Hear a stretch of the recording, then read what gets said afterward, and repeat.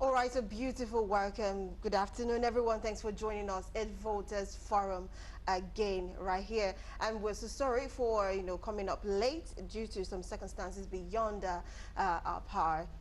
We're so sorry, but thanks for joining in. And of course, my name is Rose Blossom, and I'll be your host for today. And of course, my host will be joining later, co-host will be joining later. So anyways, we have a guest on the show, as usual, that will be part of the analysis for today. We'll be talking about so many interesting things, and I'm very sure you would really enjoy this. So anyways, before we go into details of what we had today, to topics and everything, let's go on a short break, and when we come back, we'll definitely go into our program proper. Stay with us.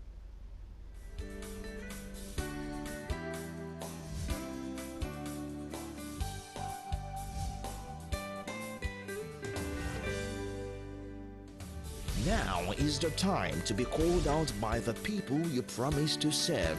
Are you a leader that is responsible, selfless, and dynamic to turn around the misfortunes of the nation, Nigeria? Why don't you sell your manifestos to the people on Scorecard? Galaxy TV is offering you an opportunity to speak directly to the people on your plans to make life better for Nigerians. Scorecard provides you the time and a chance of a lifetime to be the man and serve. Scorecard, towards a better Nigeria.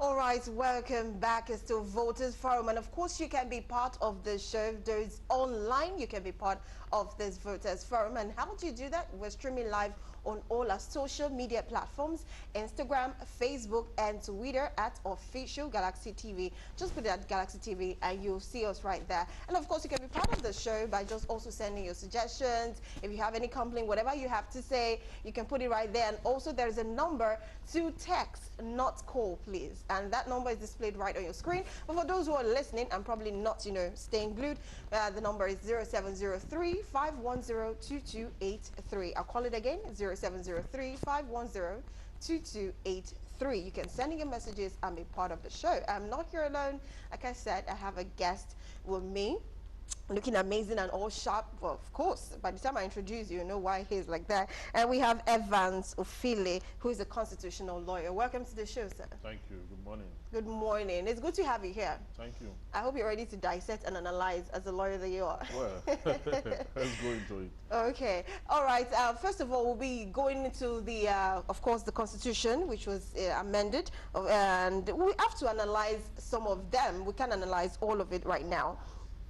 Okay, so analysis of the Electoral Act 2022 as amended. The first one we'll be looking at is Section 1, which is the establishment of INEC. Now, let's look at that a little bit. Analyzing the establishment of INEC, first of all, it has to be based in the Federal Capital Territory, which is Abuja, and of course, it can be sued, and they can also sue in a particular order. What would you say about that? No, the starting point is to say that INEC is first established by Section 153 of the 1999 Constitution as amended. That is where it was first mentioned that there shall be an independent National Electoral Commission that will be charged with the responsibility of conducting elections, okay, into offices, okay, from the president, the governors, National Assembly, State and House Assembly, and all that. So that particular section is what gave breadth to INEC, okay? And then you now have the Act, okay? That is the Act, because INEC is the commission. Okay. Then you now have the Act. That Act also, in its establishment section, in Section 1, talk about the nature of INEC. Its responsibility is a body corporate. It have succession. It can be sued. It can sue and be sued, okay? In other words, it is a body that regulates electoral matters, electoral conduct, spells out what voters should know, what voters should do. And apart from the fact that they conduct election every 4 years, and maybe in the states where you have staggered election, they conduct election according to the timing. Okay. INEC is also charged with the responsibility to educate voters on their civic responsibilities. A lot of people don't know about this. Even INEC don't really put a lot of emphasis on this. Their emphasis is more on conducting elections. Elections, yeah. Whereas the act that established it also gave it the power, okay, to educate the electorate or the electors, okay, on their civic responsibility, how important it is, because the law envisaged that at some point in human history, there's going to be abuse of power, okay? There's going to be, so the law considers the people to be in participation, to be in the process, to be the one to select whoever should lead them during, you know, election period. So, and when people come out to perform this civic responsibility, they should be guided on how to go about it. That is where your education comes in. That is where they are supposed to educate the public on the do's and don'ts, okay, because the election period is characterized with a lot of issues. So the Electoral Act 2022 have captured all these issues, majorly. Okay, so from what they should do, what they should not do, and if they do certain things, what the consequences are and the rest of it. Okay. Let's go over to the national registration of voters, the voters, and of course voters registration basically. Yes. Now, do you think INEC is actually doing? Are they capturing the whole function of it? Yeah, the Electoral Act talk about continuous voters registration. Continuous voters registration, when you look at the interpretation section of the Electoral Act, is simply talking about the fact that there shall be a process laid down whereby people who haven't registered to vote should be able to register at any point in time. Okay? Now, the same Electoral Act also say that the INEC should at some point stop the registration to enable it produce it 90 days to the election, to enable it produce the registration, the PVC to the people. But it is not clearly spelled out. The law just said that 90 days. You understand? The law didn't say they should stop. Oh, okay. So what INEC is doing now is to stop. They are not supposed to stop. You are supposed so that means they're actually acting wrongly. No, yeah, you are supposed to continue the continuous process, because it's a continuous process. Okay? What they should do is to continue the process, but that those who will come to register after a social period will not be able to get, because the law said that they should display all electors who have been captured. They should display it in their different local governments so that anybody that have correction in spelling the name and all that. And that should be done within 14 days before they go ahead to produce those. Okay, now for those who probably don't understand, I think what you're trying to say is, for the fact that they said 90 days before the election, they should stop. The Electoral Act didn't say they should stop. Okay, they should just halt. Yeah, no. See, 90 days law, they shouldn't register. The law says it's a continuous process. Okay. Now, continuous process will mean that at any point you can register. So what's the 90 days for? But the fact that INEC need to produce those cards, is the reason why they put a halt. Okay. And I'm saying that you are not supposed to put a halt. You are supposed to continue, but you can state it clearly that those who will register after so time. Their cards will not be ready. They can use it for the next election. But because if the law clearly says that it's a continuous process, by the time you stop it at some point, you are breaching the law. So you need to continue, but spell it out that there's also a provision in the Act that says you must, if it's 90 days to election, you must display the ones you have captured already. And people should come and make corrections. And that will last after 14 days, then you go ahead to produce. Okay, I have a lot of questions as regards this, because you know right now there is no registration. Like they said, it has been closed. It has been closed for now. Yeah, so now when you say they're actually breaching the law, according to Section 1, they are supposed to be sued. They can be sued and they can also sue. Yes. So Is there any suing right here? No, until the law will not activate itself. Oh, okay. Somebody will have to go to Good. court and then fight for the fundamental enforcement right of Nigerians or the electors who have not been able to register. Okay. You understand? So it is when somebody goes to court and the court will make a pronouncement based on those sections. The court will then interpret what continuous registration means, whether it means at a point you should stop. Or whether it means you should just continue.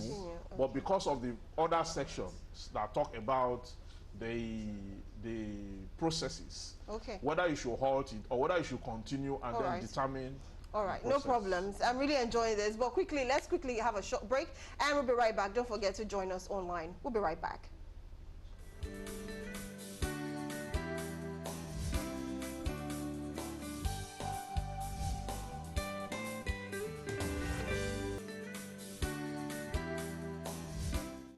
The discussion on the new Electoral Act 2022 started sometimes in 2018 before the 2019 general election.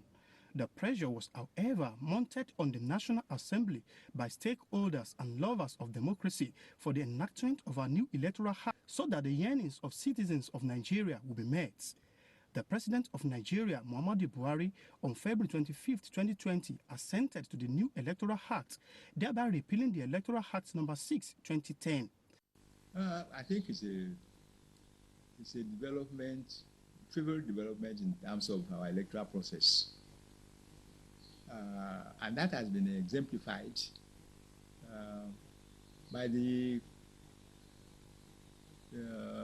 first exercise, for which the implications, the clauses of the law were put into practice at the Osun governorship election. The new Electoral Act 2022 is to regulate the conduct of the federal, state, and area council elections to make provision for the restriction of qualification for elective office to relevant provision of the Constitution of Nigeria 1999 as altered. Some Nigerians describe the act as timely and an attempt to reposition the electoral system. Seeks to restore sanity to a world or a country fragmented by multifarious differences. That is to say, a lot of issues, particularly that was not catered for by the Electoral Act 2010, was catered for in this new Act of Apc to bring changes and assurance to the electorate. We have the inclusion of persons with disabilities. The inclusion of persons with disability, you will see that during the last CVR that we had, the electoral, because of this clause of the Electoral Act, in the Electoral Act, it has taken care of the PWDs in such a way that they have been disaggregated in the register. Before, a lot of damage was done between the polling booth and the World Coalition Center, and between the World Coalition Center and the local government coalition center, and by extension from local government coalition center. They explained that the provision of the new act have to a great extent restored the power and right of voters to cast their votes and monitor same, unlike what obtained in time past. So everybody should not, all the political parties should please make sure that all this thing about thuggery should be eradicated, because it will not pay this time around. So it's a blessing. The voters now we are encouraging you to come out and vote. We are now assuring them that under this act, your vote will count. So don't sit on the fence anymore. We want huge numbers of people to come out and vote en masse for the candidate of their choice. They maintain that the outcome of Ekiti and Osun governorship elections showed that the new act had moved the electoral process in the country to the next level. Nigerians are optimistic that politicians and other operators of the law will abide with the spirit and letters of the new act for good governance and rapid development in Nigeria. From Ibadan, in Oyo State, Kunle Ojo, Galaxy TV.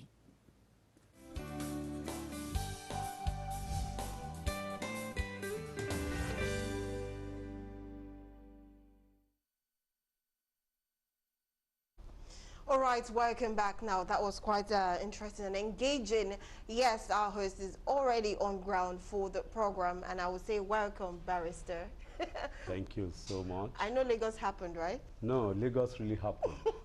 It happened and it was embarrassing because I left home early, putting into consideration that with 3 hours, I left home 8 o'clock, that 3 hours by 11 o'clock I should be here. But I just found out that it was hurry. But be that as it may, at least I'm here. Yes. And I thank you for holding forth. You're welcome. My people, top of the day to you. I'm Wale Ogunade, the host of this program. And I hope you enjoyed a great week. I had a great week. Those of you who are my Facebook friends on social media, you are following me. I was busy at the Nigerian Bar Conference. I had fun. And Evans, Yes. we were together. Yes, at the back of. Well, I saw you too. You were busy having fun. Yes. So, bold transition, quickly before we jump to the main topic. Very Bold well. transition. It was a very powerful conference, except for the little hitches that happened in terms of collection of materials. Okay. But overall, it's one conference that will go down in History. the history of Nigeria. Okay, because there we had a lot of issues, and even the political issues and all that came up very strong. And I think Nigerians, this is the most popular conference we've had. Yeah. Because it trended 48 hours on Twitter non-stop because of the way a particular politician dressed, and then because of also the fact that some lawyers disrupted the proceedings along the line, bags and all that. Yes. They protested in other words. So it's been a very eventful yes. week. Yes, this is our program. Do you have anything to tell us about it? Yes, I think this program should air in all the TV stations in Nigeria. I mean Voters Forum. Yes, because if there is anything we need now is for the larger participation of the Nigerian people in the process of electing their leaders. We have come to understand that everything rises and falls on leadership. Yes. Okay, and the process of selecting these leaders is what this program is about, to educate Nigerians and then to teach them about their civic responsibility as it is stated in the law. And I think it's commendable. It's a program that should be sponsored, calling on businessmen, government, INEC, because if you look at the Constitution, Section 153 established INEC. Yes. Okay, and apart from the role that the Constitution gave to INEC, it also, if you look at the Act, that's Section 1, Sub 3, it also gave INEC the right to educate the people on political socialization and their civic responsibilities. Okay, but INEC usually their focus is on conducting the elections. And that seems to be overshadowing everything. There are other functions they should involve in. Okay, Barris, actually, we're talking about the registration of continuous voters registration. Yes, and I asked a question right when you came in. I was like, sir, who is suing them for actually stopping this process? Yes, that's the essence of this program, and that's why I called Evans here, because he will educate us on who has the right to sue. And if INEC indeed can be sued. Sued, right? Yeah, before we even talk about suing INEC, because the law is that it's a body corporate. Yes. Okay. And what a body corporate means in law is that the establishment have a right to sue and can be sued. Yeah. Okay, but if you look at Section 9, subsection 9 of the Electoral Act, it says that the updating of the register, that is what I have here. Yes. Okay, no, Section 9, subsection 6 rather. Okay. It said that the registration of voters, updating and revision of register of voters under this section shall stop. Evans, where are you reading from? The Electoral Act. That's the Electoral Act. Yes. The Electoral Act. I want people to be sure so that it doesn't seem as if you just brought an exercise book here. I want to You're bamboozle us. You are reading from your house, your document that you did. In fact, this is the gazetted Electoral Act. I have 4, but I have to look for the one that's gazetted. Please, cameraman, can you show? Can you? So that they know that we are talking from So if you look at Section 9, subsection 6, it said that the registration of voters, updating and revision of the register of voters under this section shall stop not later than 90 days before any election. Blossom will help us out here. Okay. We are lawyers. We don't know anything about arithmetic. But we know that between now and when they stopped last month, July, it's more than 90 days. True or false? 90 July. days. July to February, when the election will be coming up. It should be definitely more than 90 days. So why do they have to stop now? That's the first question. And because many Nigerians wants to vote and wants to register. And two, the Electoral Act also had an issue because in Section 10, it's titled continuous registration. Sure. Continuous by in interpretation of statute in law. What they call the literal rule. Yes. The golden rule and the mischief rule. Yes. The literal rule is that when words are simple, their ordinary dictionary meaning will be given to them. Okay? You understand? So when you say continuous registration, that presupposes that the registration should be without stoppage, halt, okay, or stoppage. But here, a section preceding Section 9 is saying that 90 days to the election, INEC should stop. Right. Okay. Section 10 is now saying that it is continuous registration. Okay, so you find out that the same thing applies to the issue of candidacy, okay, and aspirants. So what subsection of 10? Subsection 6. 6, okay. Yeah, section 9, subsection 6. 6, okay. Then if you go to Section 10, Section 10 talked about continuous registration. Okay, while Section 9 is saying 90 days to election, stop. Okay. So I think the Electoral Act as we have it today, even though there are a lot of innovations, okay, sometimes you'll find intentment of the lawmaker conflicting themselves because with the spirit of the law. Yes, conflicting with the spirit of the law, and then conflicting with the outright reality on ground of the time. You understand? So the act need to be revisited. You know that even the same act, say the president went to court, the Attorney General and the president went to court not too long ago to say that particular Section 14, okay, Section 184. No, 84. Sorry, 84. Section 84, okay, subsection 14, and some other sections should be taken down, okay, but the court ruled that no, you just signed this into law not too long ago. You cannot be appropriating and be reprobating. You should have sent it back to the National Assembly to work on it. But because he had also vetoed that bill 4 times before he signed it, and a week preceding the time when that act was signed, there was also civil society groups were on the street saying that if he vetoes it this time around, there's going to be protests. So perhaps that was why he signed it. But few weeks into that, he wrote a letter to the National Assembly and said there's a section there that they should amend. Okay? And then when the National Assembly did not act, the Attorney General and the President went to court. And the President lost.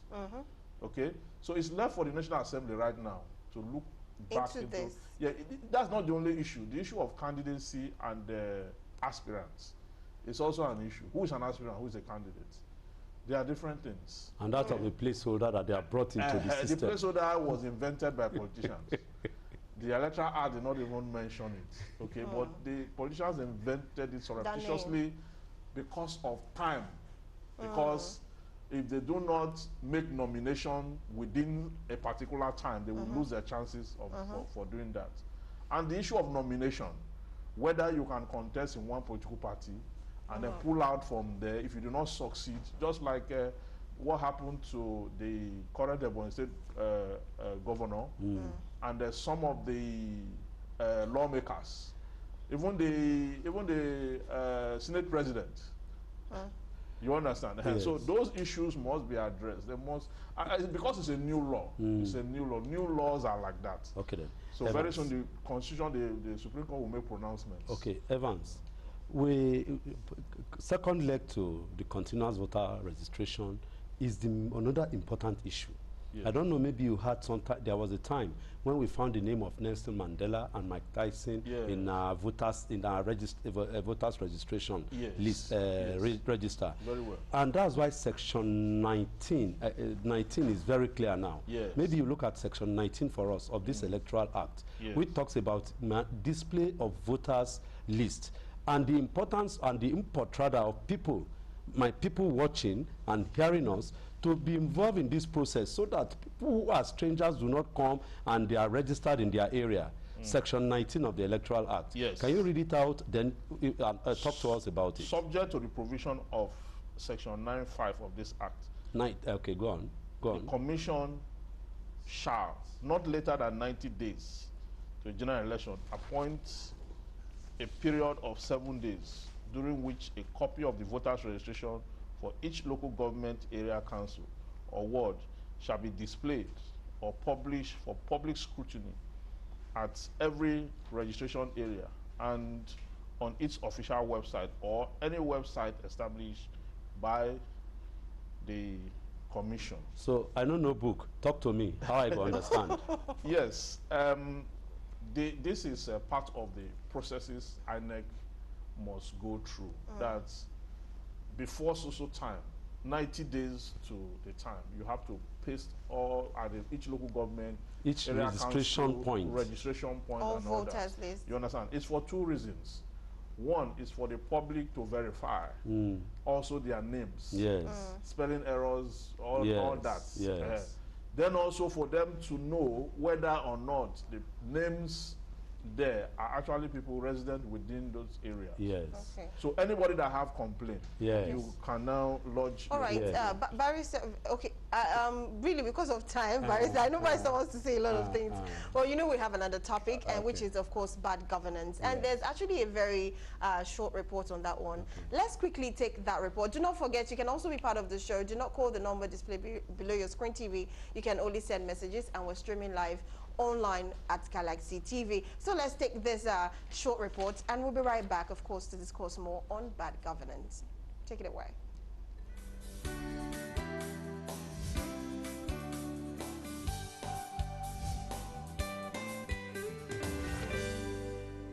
In the current wave of globalization, Nigeria is part of the global village. The fact that Nigeria is the 8th largest exporter of crude oil endowed with human and natural resources, it still has more than 59% of its population living below the poverty line, depicts a paradox in the country.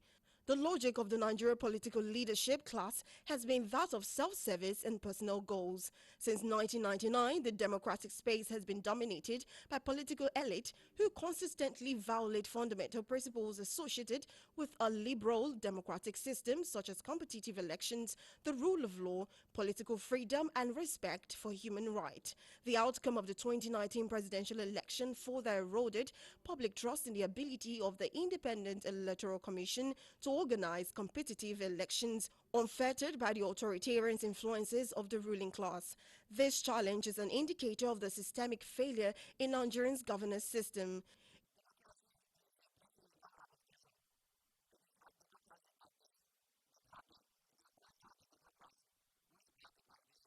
In this current system, votes are attained through empty promises, bribery, voter intimidation, and violence.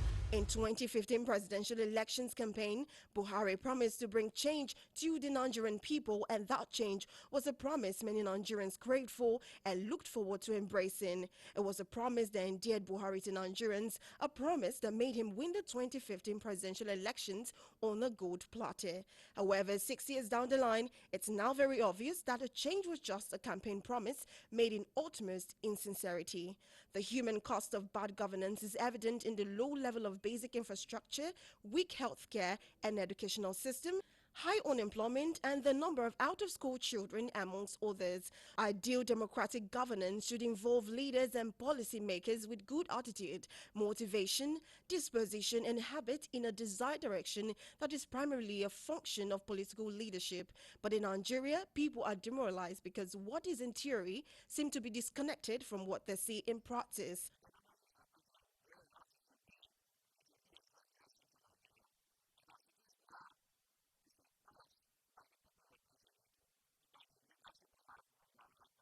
The pursuit of good governance in Nigeria should focus on encouraging trustworthy and competent electoral candidates. There is a need for people to participate in choosing political leaders who will serve the public interest and promote good governance.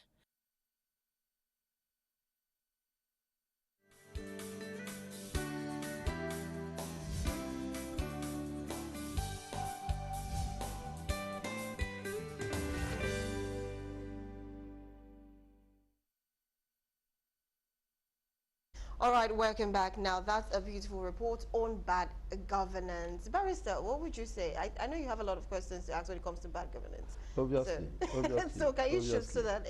Obviously. We are all involved and allow this bad governance to continue to thrive. Because you vote people in and you don't let them work for you. Just as I said in an earlier program, they are our servants, not our leaders. Because very soon now they will start asking for your vote. And if they are asking for your vote, it means they know the importance, your importance. And because they know your importance, you are sending them on an errand, represent me. Because there will be 18 political parties at least that will be canvassing for your vote, and 18 candidates for each of the political offices. So to that extent, they will be seeking your mandate. And if they seek your mandate, it means that on your mandate, they must do the things that they say they're going to do. So if they don't do it, and of course they cannot come, nobody will say, I'm not going to tie your road, I'm not going to make things happen. Like, it's bad governance for a whole 23 years or 30 years now, for only one major road to get out and come into Lagos. It's an error. It doesn't happen in other countries. I've been outside this country. There will be road, they will say Road 1, Highway 10, Highway 15, and so on, leading into various New York, Manhattan, Maryland, even London, Metro, and so on. Only you go there now, the whole place is twin up. Evans, yes. You have an experience of what I'm talking about? Very well. I don't want to go to health. Let's even look at the road infrastructure. Very well. Bad governance is an issue. And then this issue we just talked about, the issue of pasting the voters list, publishing it. The Electoral Act, if you look at the section 19.5, it says that any official of the commission who refuses to paste that thing, I want the public to know this. Just in a snippet, because we are done with that one, we are looking at bad governance. It's part of bad governance. It's part of bad governance. Because they're supposed to actually post that list, right? You are a smart lawyer. Go ahead. If they refuse to paste it, the law says that official in charge shall be guilty of a criminal offense. And he will be fined 100,000 naira or go for 6 months imprisonment. I saw that. For not doing that. For not posting. So in your various registration centers, your area, your local government, if you have any place where it is not posted, just let us know. We'll bring the necessary action, and then the person will go in. This is how to...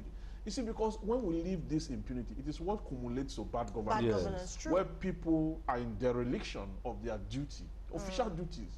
You understand? So the problem we are facing today is that of cumulation of bad behavior and bad governance, which is affecting us terribly, and that is what I mean. Okay. Yeah. So now let's look at it. Should there not be, again, just as in the Electoral Act, people who ought, or what punishment should be meted out to our representatives who haven't sought our vote and refuse to do the job? Yeah, I and some colleagues, we came up with a process, okay? We said that before the current government came into office, I won't be previous ones, there was a social contract, okay, where they came to sort our votes. Yes. And then they made promises. Yes. If you see the Manifesto of Apc, I'm still looking for the person who worded it. If you see that manifesto, it's classic. The thoughts that went into it, the wordings, the style of writing, elevated writing, you will love it. It's online. But if you take a look at it and look at the Nigeria, they have used that thing to run for 7 years. You will see that they are complete asymmetrical, meaning that it is the opposite of what they have in that document that we have. So this is a criminal conspiracy. And then they should not get away with it. They must be answerable. The people must come together. When they leave office, take them to court for criminal conspiracy, fraud, misrepresentation, and obtaining by false pretense, misrepresentation and obtaining by false pretense. Let me ask. They obtain our vote by false pretense and turn it to another thing. Let me ask, how do they actually take them to court? Who should they meet and where should they go? If they have to take them to court, it's not an issue. It's a human rights issue. Oh, okay. Okay. So, and that can be. You are talking to a human rights lawyer. Who knows this? It is the ECOWAS court.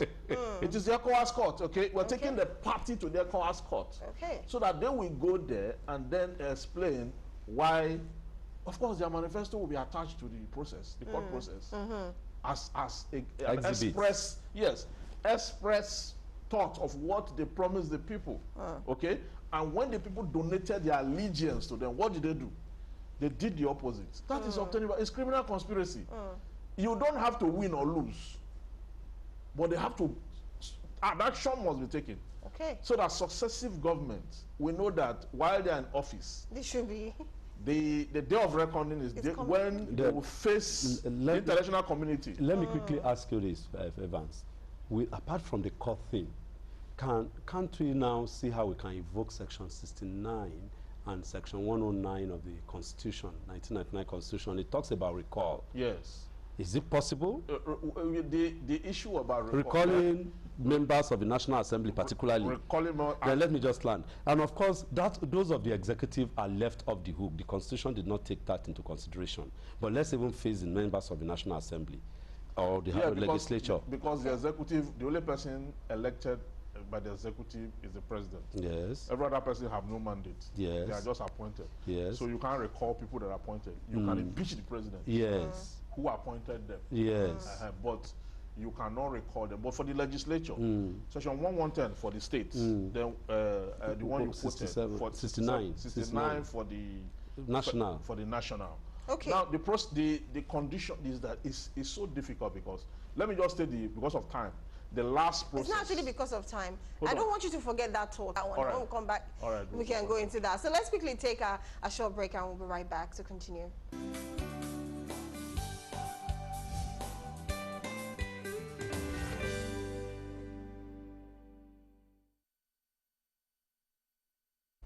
All right, welcome back. We're still on Voters Forum. Of course, Barrister will be taking over very soon. But quickly, we are actually, you keep calling. Please do not call. Just send a message to the number displayed below your screen TV. Just a text message. Don't call. I'm seeing a lot of calls. Just put your name and where you're from and send your messages. And I promise to read as much as I can. Then you can follow us line at Galaxy TV on all Twitter, social media platforms. Facebook, and Instagram. Yes. We are good to go. Yes. Please don't call. Just send your SMS. I will read everything you send. And don't forget your location, your name and your location. All right, Barrister Evans. Okay, we're talking about revoking the recall process. Yes. The process is long, and the last part of the process is what makes it impossible to enforce. Because the first process said that the electors in that constituency will write a petition, sign a petition, and submit to INEC. Okay, INEC will now inform the party, the senator or House of Rep member affected.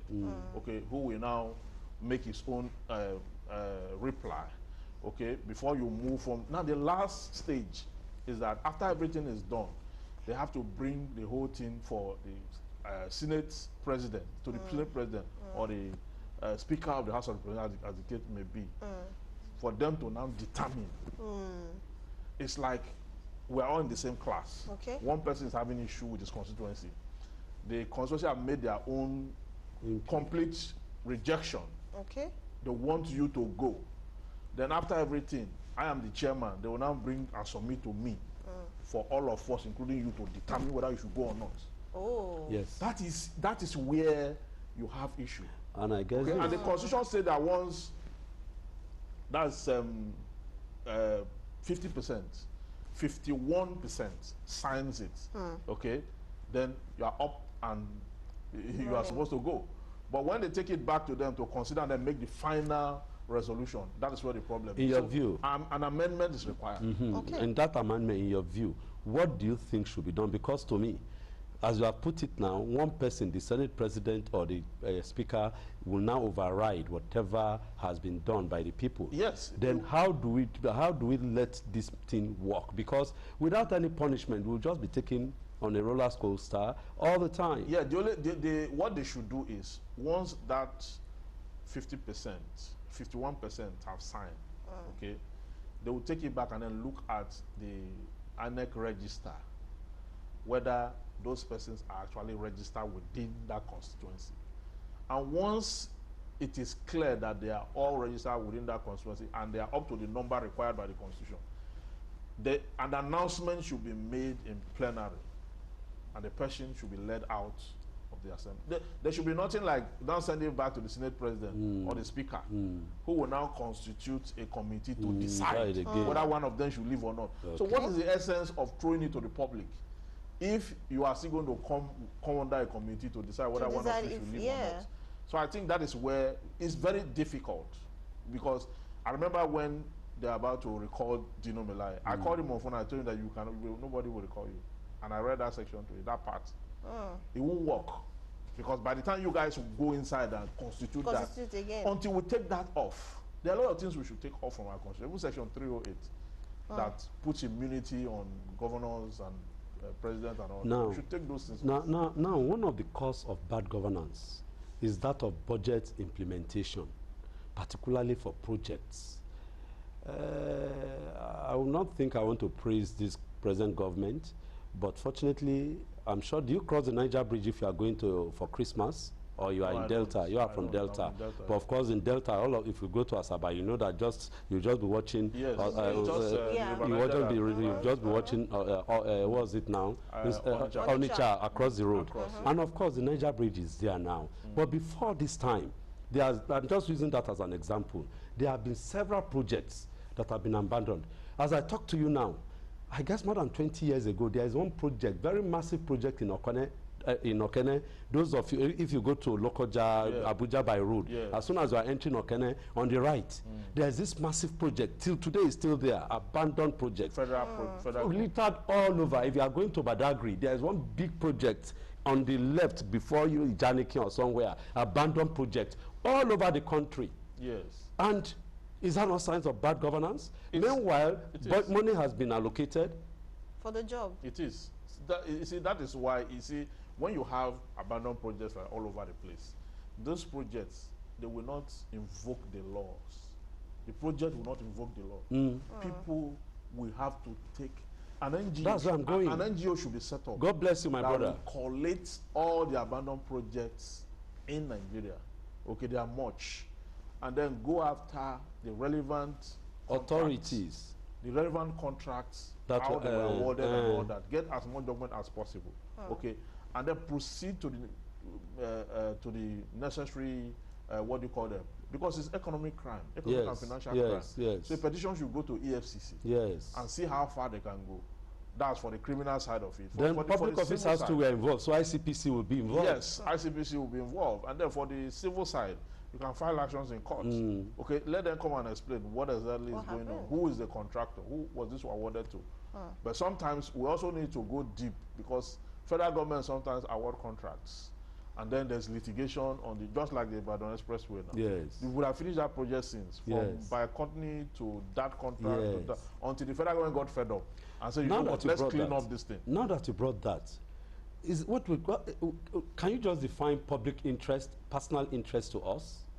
Public interest, as it relates to government, because you're talking about Bicotny. Yes. I'm thinking, if Bicotny took us to court, took the federal government to court, Bicotny and some members of the federal government don't even go past this Lagos-Ibadan Expressway. They go by air.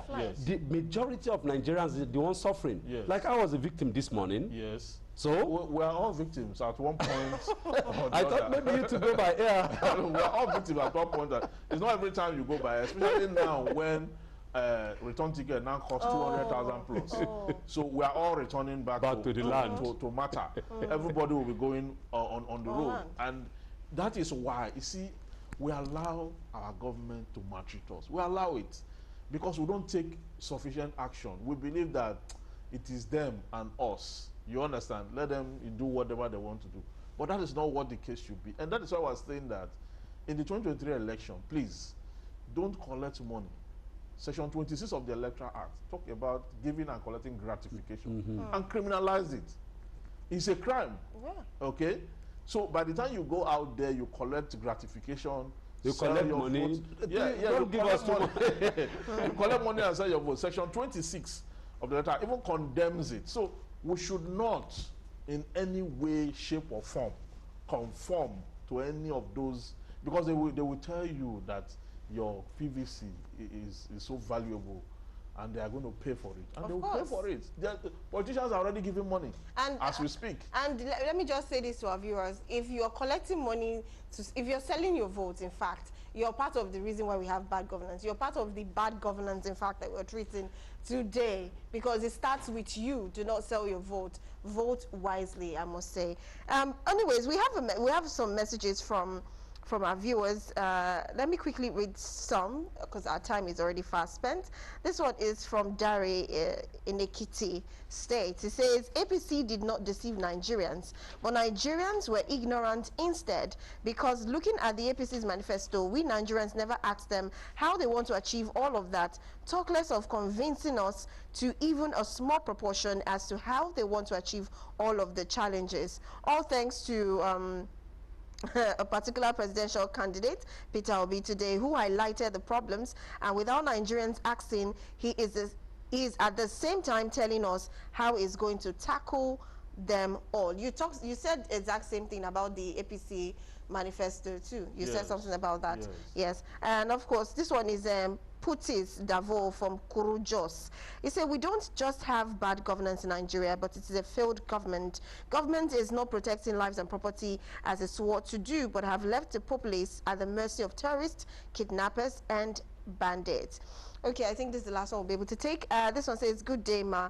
My name is Chidi from Ojota, Lagos. I got my PVC since 2011. Can I still use it, or is it expired? I think the PVC does not expire. Yeah, and I think it's just for you to just confirm. There's a site they have to go online or something. No, PVC does not expire. Oh, okay. It does not expire. That's authoritative. Oh, okay. You have your PVC. The only thing that can make it not usable is when it is defaced or torn, or broken, or maybe you misplace it. But if you have it, and generally our advice, please keep your PVC. Those of you who have it, and if you have not gotten your PVC, please struggle to get it, and that is just your power to be involved in the next governance. I will even say protect it like your ATM card. The way you protect your ATM, protect your PVC. And let me use this one to round up so we can sign out. But first of all, let me first appreciate Barrister Evans for being on the show. It's been an amazing one. I would say, like I say, I'm learning a lot from this show. As much as that we're dishing out education, I'm also learning, because you said a whole lot of things, and I'll say thank you so much for coming and being on the show. It's been an amazing one. Okay, let me wrap up this one from my own end with this one. This is Oches from Edo State. It says, bad governance is due to bad roads everywhere in Nigeria. If the government can make everywhere rightly accessible with good roads and invest in industry, either agriculture or economics, the country will move forward, and in so doing attend to health issues, build hospitals, provide healthcare insurance policy for all government workers. Nigeria, we think of the government as a good one. And I'll say thank you so much for being on the show. My name is Ruth Blossom. Yes, in rounding up, this program is light. We want to use this program to shed light on the civic and political space in Nigeria. And that is why you come in. Tell your neighbor that light has come. Tell your neighbor that they should not miss this program, because if your neighbor is aware of this program, then definitely you can be sure that Nigeria is going to change politically. Ghana, some of us who know Ghana, Ghanaians, they were in Nigeria years ago in droves.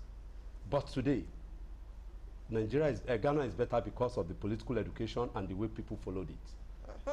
Till next week, I'm your host, Wale Ogunade. Thank you. And I want to thank Evans again. Yes, thank you for coming. Yes.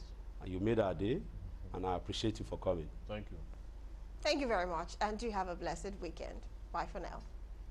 Do you know that success is not earned in the future? It is earned now.